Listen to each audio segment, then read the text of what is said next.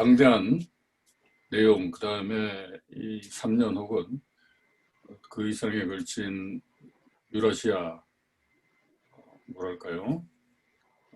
견문록, 유라시아 견문록이겠죠? 를 짧게 잘 압축해 주신 것 같습니다. 질문을 받기 전에 제가 들으면서 느낀 게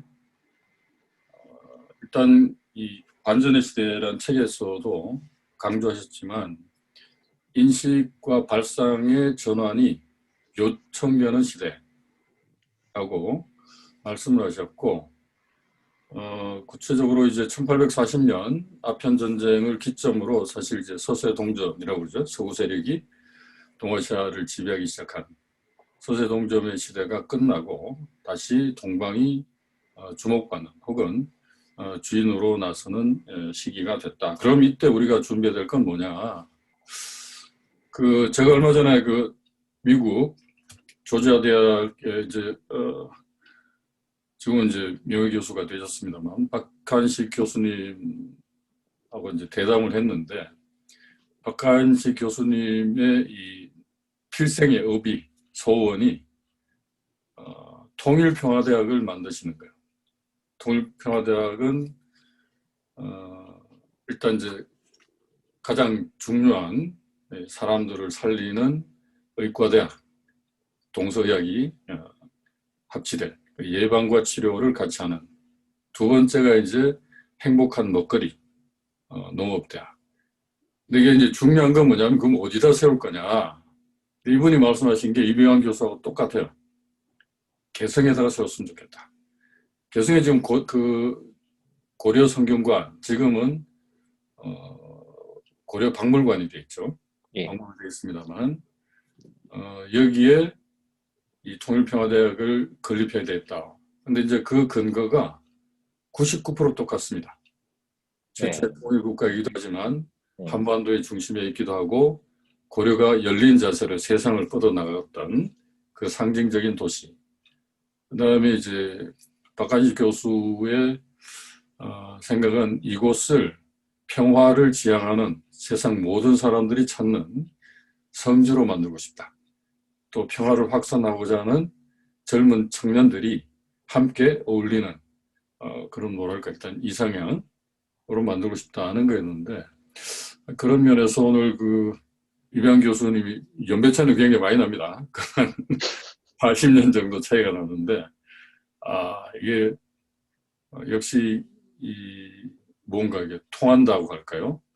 그런 점에서 우리가 새롭게 생각할 수 있는 인식과 발상을 전환하고 그보다 한 단계 더 나가서 함께 꿀 수 있는 꿈을 제시했다는 점에서 굉장히 의미 있고 소중한 시간이었던 것 같습니다. 시간이 비록 제한되어 있긴 하지만 오늘 참가해 주신 분들 이 질문을 받고자 하는데요. 이 채팅을 통해서 질문을 주시면 제가 먼저 반영하겠다고 했는데 아직은 질문을 주신 분이 없어서 제가 꼭 청을 드리고 싶은 분이 계신데 제가 이병헌 박사를 처음 만나게 보니까 2018년 6월 20일이네요. 6월 20일 날 제가 사인을 받았는데 책에 이런 구절을 쓰셨어요. 다른 100년 다시 개벽. 기억나실지 모르겠지만 근데 여기 다른 100년이라는 단체죠. 단체에 이사장님이 들어와 계십니다. 우리 이내경 박사님 들어와 계시죠? 박사는 아니고요. 예. 대퇴입니다. 예, 뭐 세상이 주는 학위는 아니더라도 우리 오늘 이병환 교수님 강의 어떻게 들으셨는지 간단한 소감하고 뭐 함께 평소도 알았지만 진짜 스케일이 거대하죠. 천년의 역사를 왔다 갔다 하는 최근에 김상진 교수도 그렇지만 붕세가 날아다니는 그런 기분을 느꼈습니다. 근데 이제 조금 좁혀서 보면 지금 어떤 국제 질서 재편 과정이잖아요. 네.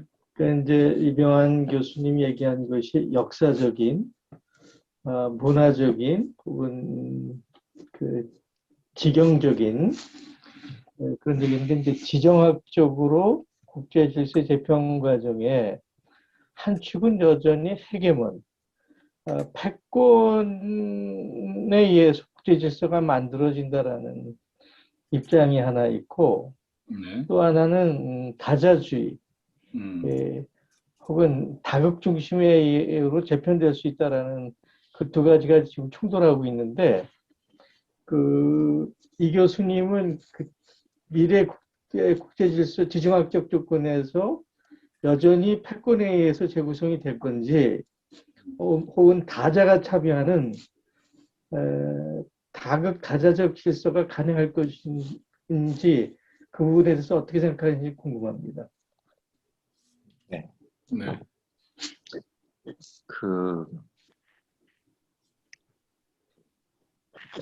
패권적 세계 질서가 작동을 했던 거는 제가 보기에는 19세기의 영국과 20세기의 미국이었다고 보는데요. 근데 그렇게 되었었던 거는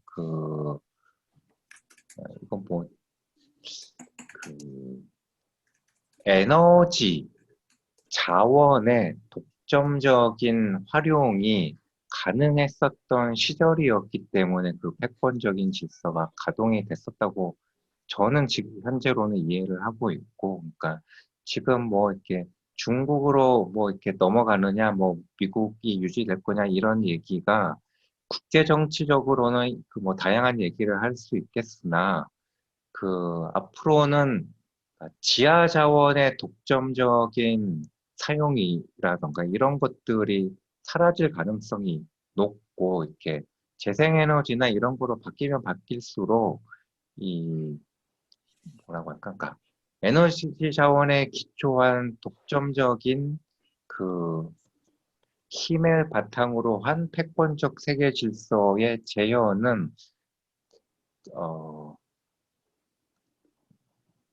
제가 생각하는 앞으로는 다시 구현되기가 쉽지 않다고 보는 편이고요. 그래서 이 다자적인 시스템이 만들어져서 그렇게 가는 게 아니라 물리적인 조건상 여러 지역 강국들이 이렇게 공존하는 세계 질서로 가지 않을 수 없을 거다. 그러니까 그들이 뜻이 의사가 그렇게 해서 그렇다기보다는 객관적인 조건이 그렇게 되어가고 있는 게 아닐까라고 생각하는 편입니다. 이렇게 적당한 답이 됐는지는 잘 모르겠네요.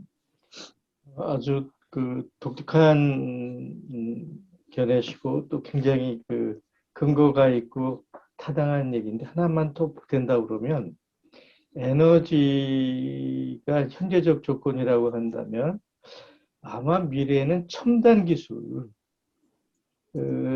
또 하나의 중요한 팩터일 텐데 최근에 미국이 굉장히 노력을 하고 힘을 들이는 게 기술 동맹, 첨단 기술 동맹.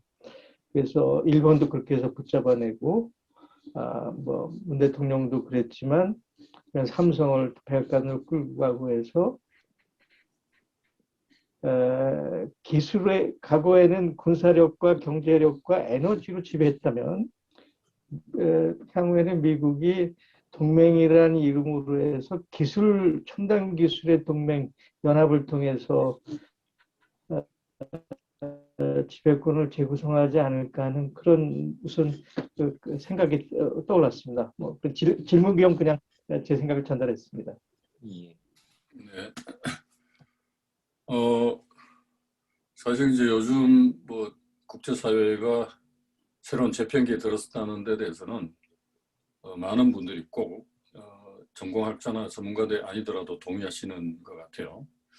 다만 아까 이제 이명환 교수께서도 말씀하셨고 우리 이래경 이사장님께서도 말씀하셨는데 제가 보건대 여전히 G2 중심의 시각에 좀 머물러 있는 혹은 G2의 이 역관계를 중심으로 향후 세계 질서의 재편 가능성을 뭐 예를 들면 현상 유지라든가 미국 중심이라든가 중국 중심이라든가 그 외에 기타 의견으로 다자적 입장에 의한 새로운 세계 질서의 등장, 이게 좀 맛배기처럼 끼어있는 경우를 많이 느껴요.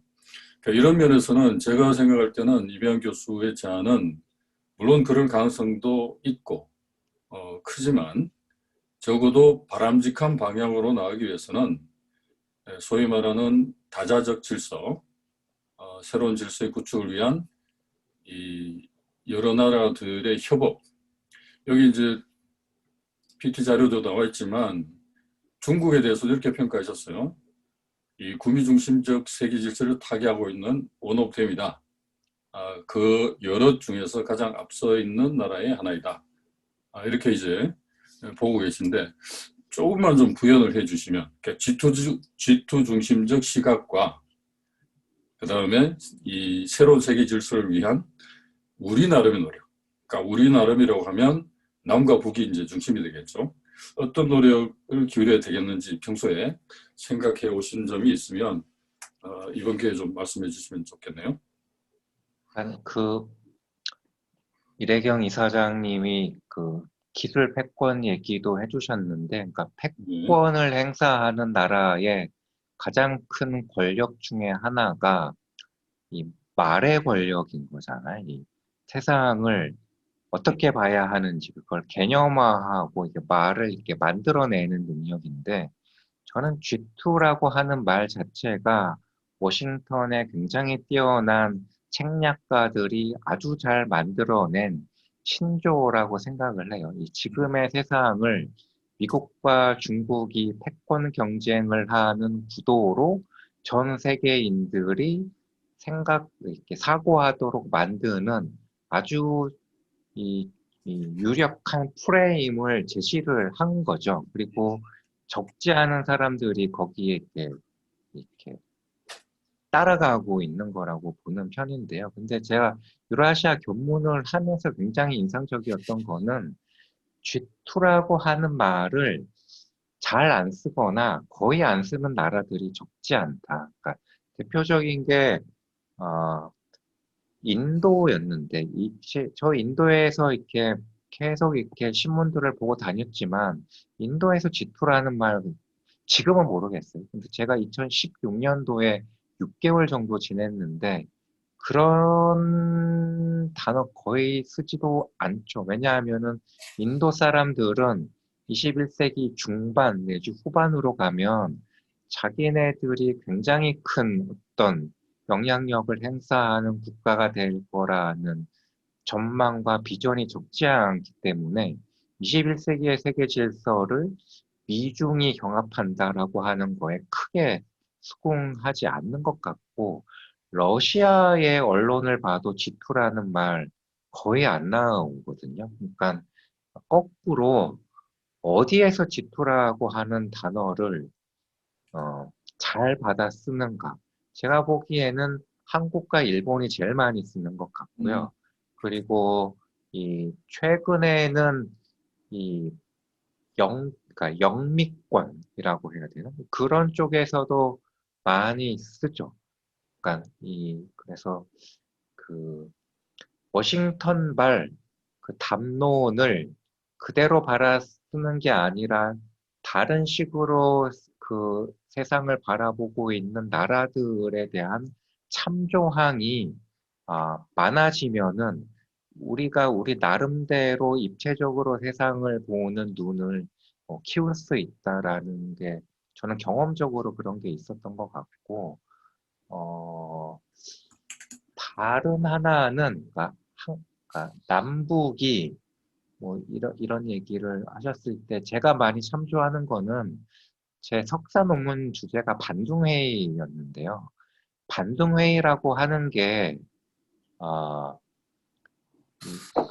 1945년에 독립했던 신진 국가의 리더들이 인도네시아에 모여가지고 그때 당시에 G2는 미국과 소련이었던 거잖아요. 그러니까 미국과 소련이 다투는 그 냉전 질서에 편입되지 않기 위한 노력을 집합적으로 해봤던 거거든요. 근데 그런 국제 무대, 그런 플랫폼을 인도네시아가 마련했다라는 거는 굉장한 자산이 되는 것 같아요. 그리고 그런 발상을 했었던 이 수카르노라고 하는 지도자의 역량 이런 건 굉장히 부러운 건데 저는 한국은 이제는 그런 그 독자적인 외교 무대를 스스로 만들어낼 수 있을 만큼의 나라는 이미 된 것 같아요. 그러니까 몸은 이미 그렇게 커졌는데 의식이 지금 거기까지 따라가 주지 못하는 거죠. 우리가 주도하는 세계적인 외교 플랫폼을 만들어내고 다른 나라들을 오라고 한다라는 걸 해본 적이 없는데 이제는 해봄직하다라는 그런 단계에 와 있다라고 저는 보는 편이고 저보다 더 어린 친구들,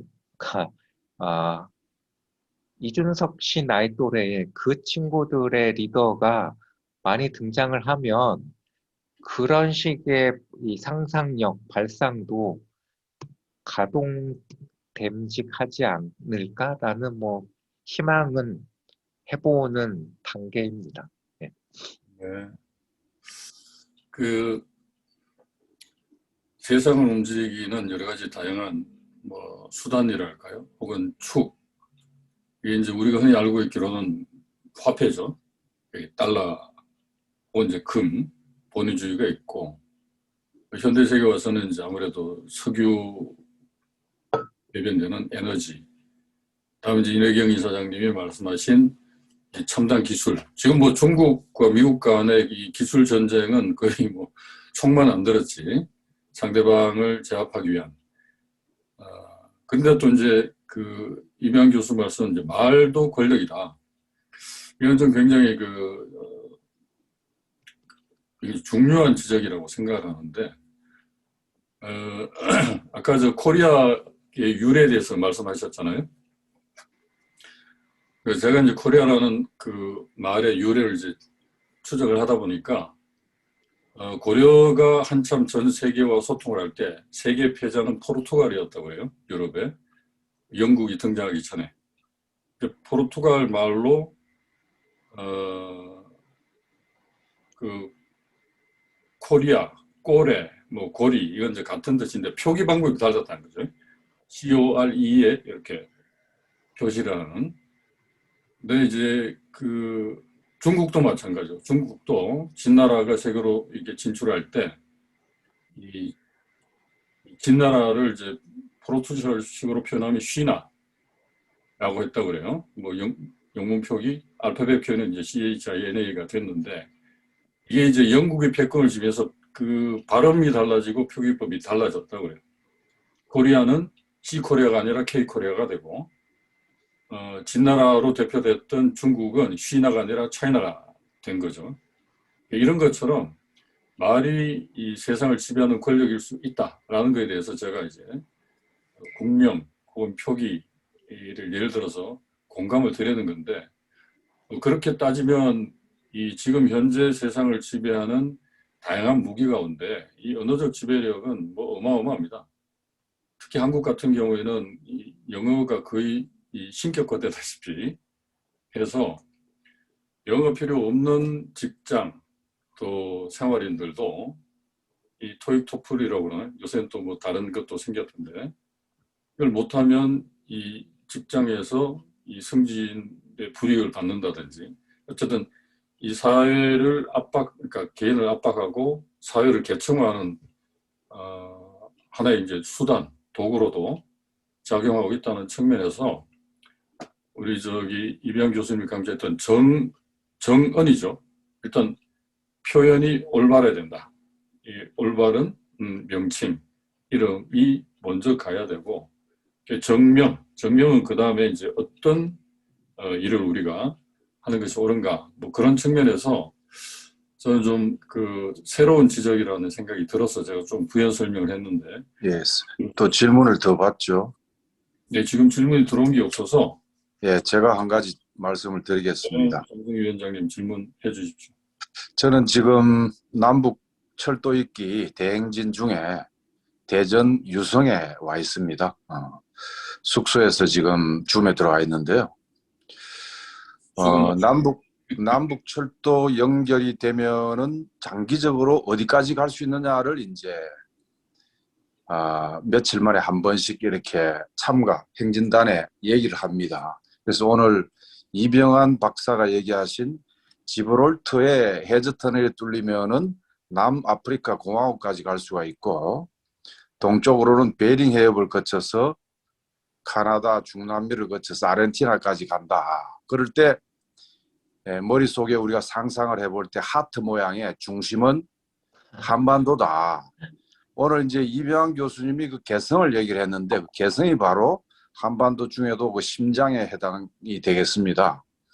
그런데 제가 지금 질문 드리고 싶은 것은, 이렇게 이제 열차를 타고 이 나라 저 도시를 갈 때 좋은 것을 보지 않겠어요? 그러면은 이제 융합을 하게 되는데, 그래서 신문명을 창조가 될 것이다. 이렇게 이제 제가 뻥을 칩니다.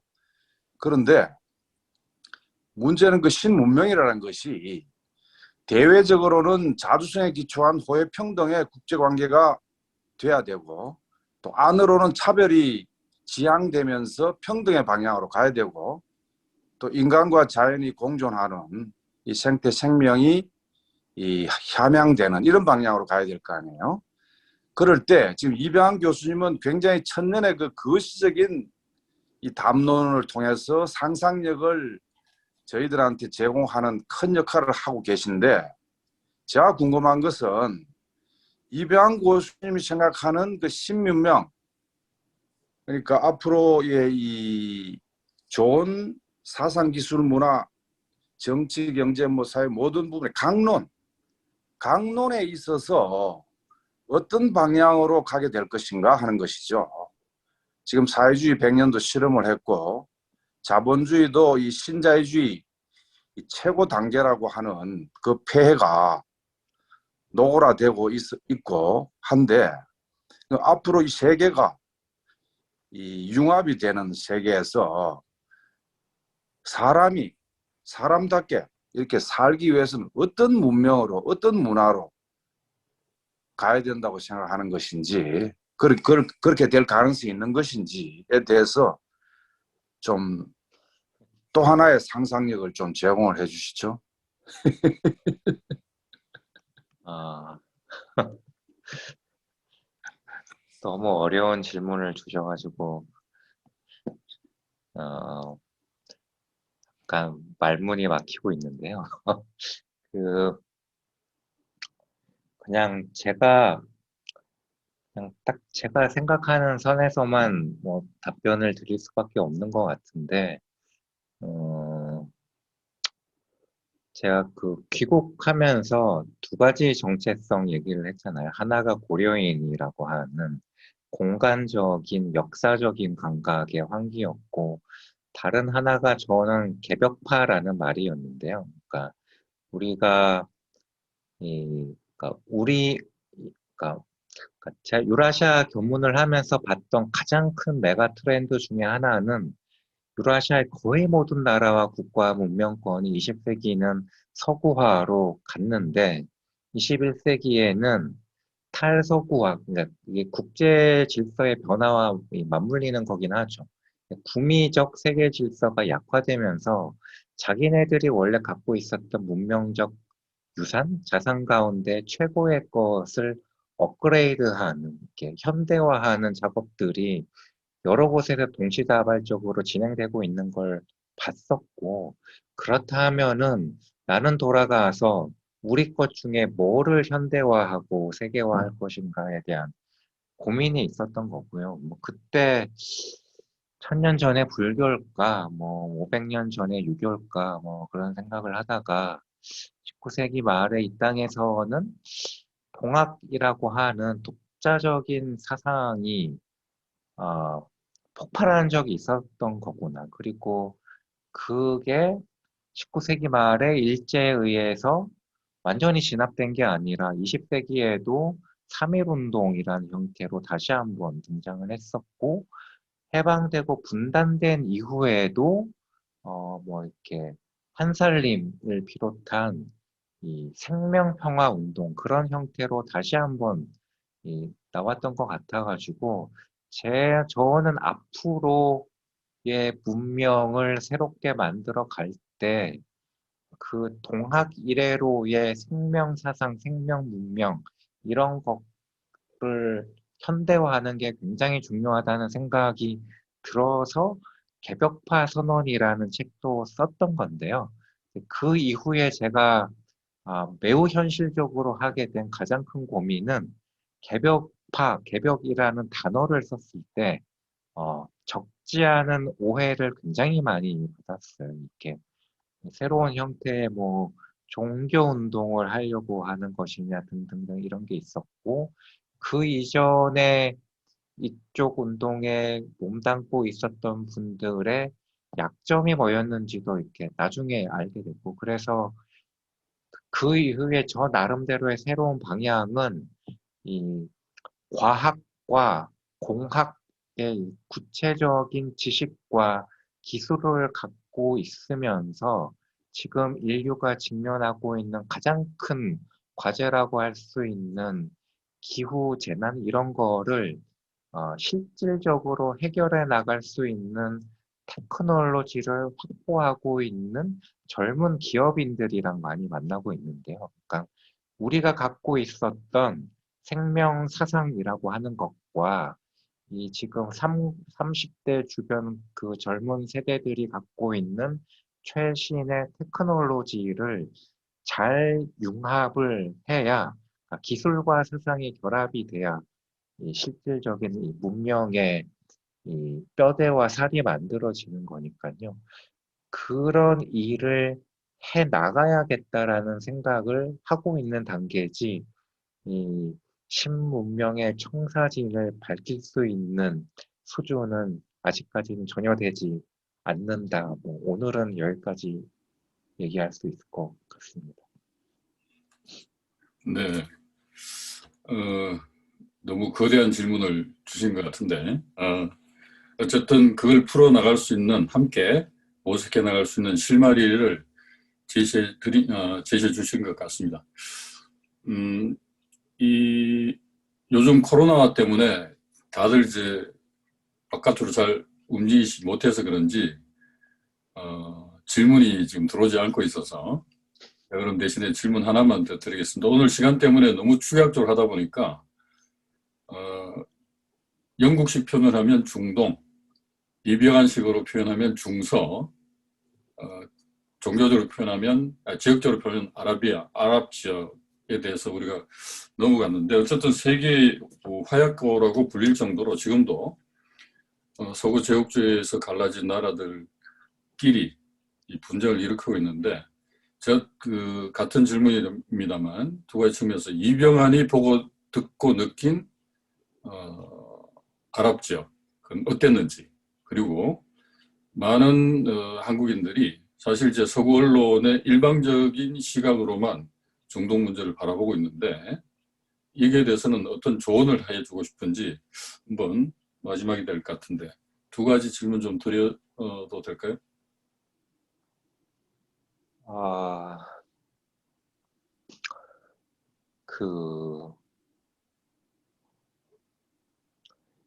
일단은 그렇게 위험하지 않다.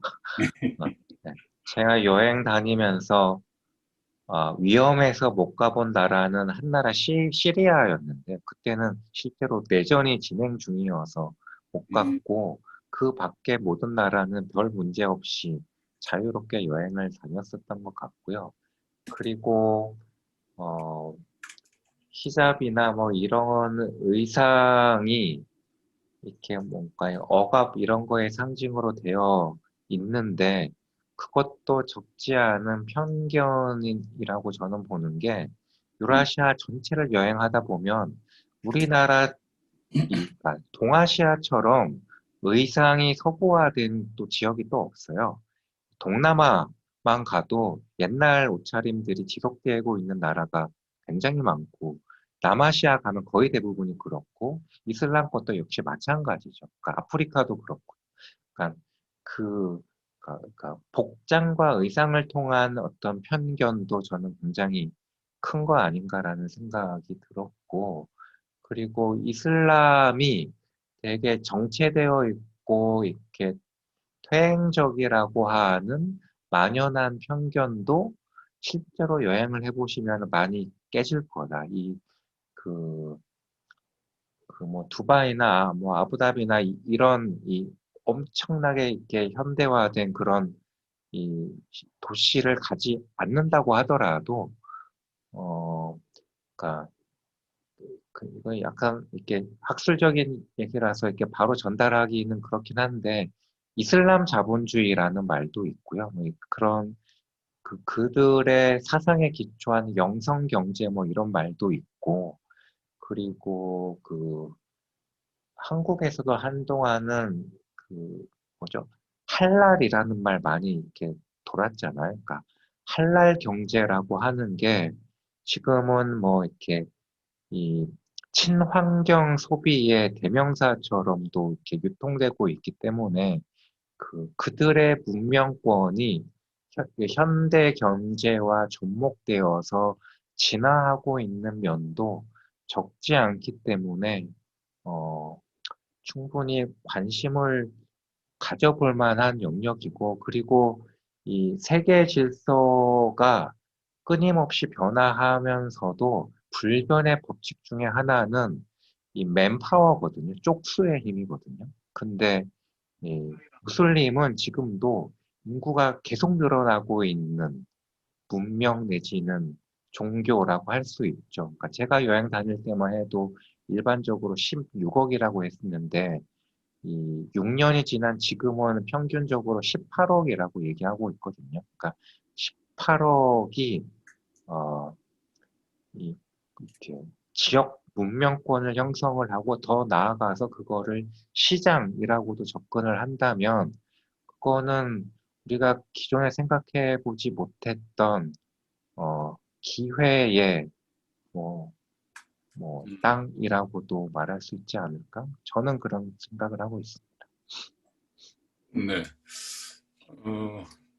우리가 이제 요즘 흔히 북맹타파, 북을 제대로 모르고 있고 편견과 왜곡된 시선으로 바라보고 있다고 하는데,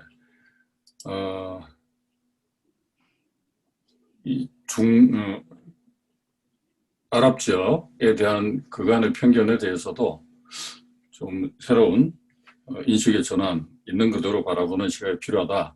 근데 그러자면 직접 보고 듣고 느끼는 게 중요한데, 아직은 이제 직접 가볼 수 없는 상황이지만, 그런 면에서 이 유라시아 견문이라는 책 대단히 의미 있다고 생각을 합니다. 비록 간접적이긴 하지만, 유라시아 견문을 통해서 우리가 도상훈련이라고 하듯이 사전에 유라시아 특히 중동이나 동아시아, 그 다음에 남아시아, 유럽을 배울 수 있는 기회가 됐으면 좋겠고, 오늘 9시에 주무셔야 되는데 1시간 더 시간을 할애해 주셔서 감사하고요. 10시까지는 이제 마치도록 하겠습니다. 그 다음 강의 주제를 아까 말씀하신 거를 보면 단번도약 북한 마스터 플랜이라는 신간이죠. 6월 15일 발간 예정인 책 내용을 중심으로 또 이 짐 로저스와 주고받은 내용도 소개해 주신다고 하셨는데 기대가 되고요. 오늘 뭐 늦은 시간까지 다들 수고들 많이 하셨는데 특별하게 더 말씀하실 게 없어요. 잠깐만요.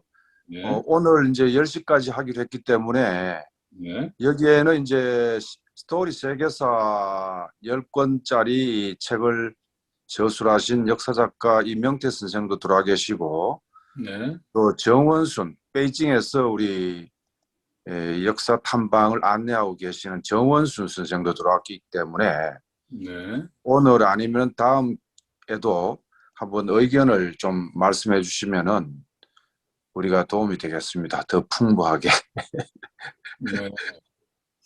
뭐 그렇지 않아도 두 분께 마이크를 드리려고 했는데 다음에 2강을 마치고 우리 이제 네. 시간에 그때는 시간이 조금 더 할애가 되니까 같이 말씀 나누시는 걸로 하고 다른 분들도 역시 마찬가지가 되겠습니다. 그러면 오늘 강의는 이걸로 마쳐도 좋겠습니까? 네. 분 있으면. 네. 네, 감사합니다. 네, 수고하셨습니다. 늦은 시간까지. 감사합니다. 함께 해주신 다른 분들도 고맙습니다. 인사들 나누시고 헤어지죠. 네. 감사합니다. 감사합니다. 잘 네. 들었습니다. 네, 남북 철도 있기 대행진에 오세요. 네. 잘 되시길 바랍니다. 네. 아니 뭐 각 단체들에서 날짜 잡는다고 지금 경쟁이 치열해서 우리 저 한반도서 표절도가 이내경 선생님 나가셨나요? 이내경 선생님 나가셨나? 하여튼. 조은수 선생님이 지금 마이크 켜셨는데 인사 말씀 어머. 한번 듣고 가죠. 네. 아유. 감사합니다. 갑자기 저를 띄워주셔서 깜짝 놀랐습니다. 저희는 6일 날 청주에 가기로 했고요. 그래서 네, 6일 날이나 7일 날은 참여를 하려고 하고요. 오늘 그 이병환 그 교수님, 젊은 학자님, 굉장히 그 말씀이 좋았던 것 같아요. 제가 그 뵌 분 중에서 영국에서 그 계셨던 박영숙 선생님이라고 그분이 미래의 직업 보고서를 쓴 걸 보고 제가 충격을 많이 받았는데 오늘 제가 그 뵌 분 중에서 3번째로 좀 특이하게 굉장히 미래를 향해서 말씀해 주신 것 같아요. 그래서 그 어떤 분이냐면 한 분은 그 이전에 우리나라 반도를 가지고 이게 지도를 뒤집어서 그러니까 바꿔서 한반도가 중심이 되고 해상으로 나가는 그런 지도를 제가 설명을 한번 들은 적이 있고요. 오늘은 저 6줄에서 이렇게 해서 이렇게 또 그 밑에 뭐 아까 어디라 그랬죠? 어디 밑에 있는 지방 거기를 진해 거기를 중심으로 해서 또 나가는 그 얘기를 또 한번 들어봤고 지금 아니요 제주도 말고요. 거제도? 남부지방 거제도. 그리고 또 하나는 우리 박영숙 선생님 이제 그분도 굉장히 유명하신 미래 유형하신데 그분 강의도 듣고 그분이랑 실제로 말씀도 나눠봤는데 그거에 대한 거 굉장히 충격을 받았습니다. 그래서 오늘 3번째로 만나고 이병환 교수님을 만난 거는 행운이라고 생각하고요. 지금 철도 말씀을 하셨는데 그 대륙의 중국의 철도는 어마무시하잖아요. 그렇죠? 그래서 저희가 지금 저한테 들어온 얘기를 한번 바꿔보려고 그래요. 내년이면 중국이 수교 30주년입니다. 그래서 30주년인데 제가 베이징에 간 게 92년도에 가서 계속 베이징에서 살았는데 저한테 작년에 그러니까 19년이죠. 제가 20년도에는 코로나 때문에 이제 국내에서 있고 지금도 국내에서 있는데 미국에서 오신 분이 저한테 부탁을 하셨어요. 제가 사람은 얼마든지 모아올 테니까 중국에 한 달짜리 그 대형 버스를 타고 중국을 전역을 횡단하는 여행 프로그램을 짜달라고. 그래서 그 말씀을 듣고 저 진짜 되게 굉장히 감격했거든요. 그러니까 중국을 이렇게 큰 나라를 그러니까 패키지 여행으로 이렇게 짧게 보고 넘어가는 게 아니라 정말 느끼고 저기 하면서 중국에 골고루 갈 수 있다는 그런 느낌을 그런 여행을 주선해서 제가 놀란 적이 있는데 오늘 그런 말씀을 듣고 또 요즘에 우리가 지금 진행하고 있는 평화철도를 해서 중국 전역으로 철도 타고 가는 그런 프로그램을 또 하시니까 저도 굉장히 기대도 많고 솔직히 갈 곳도 많고 할 것도 많은데 굉장히 큰 프로젝트인 것 같아요. 그래서 오늘 의미에서 이병환 교수님이 처음에는 솔직히 지루했어요. 너무 우리가 모르는 동떨어진 얘기랑 많이 말씀을 하셔가지고 근데 가면 갈수록 흥미 유발이 돼서 지금은 더 흥미진진하고요. 다음 주도 홍보를 많이 해서 더 많은 분들이 함께 듣기를 모시고 들어오겠습니다. 고맙습니다. 오늘 잘 들었습니다. 네. 네, 고맙습니다.